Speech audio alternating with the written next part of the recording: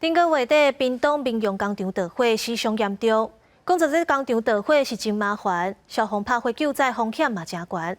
即阵台北甲台南都为外国进口一款消防机器人，有关救灾效率嘛保障消防人员安全。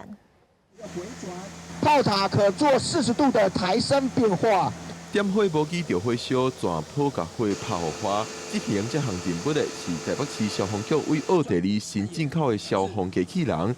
这台消防机器人通转水到80公尺高，全坡通到70公尺。那救灾现场有高烟，也有白烟的功能，可以做直线水雾的涉水以及泡沫的灭火。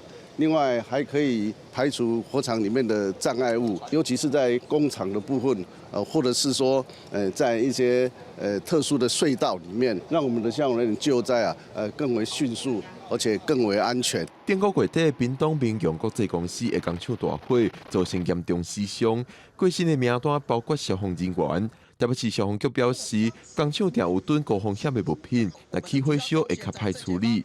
这个消防机器人就通提供真大的帮助。我们目前呢是部署在福安分队，那福安分队的辖区呢是在社子岛，那社子岛基本上都是工厂林立，因此呢，当工厂发生火警的时候，因为它火载量的关系，所以会造成火势不易扑灭，而且也会不断的蔓延。那在这个部分呢，我们消防机器人就可以达到它救灾的效果。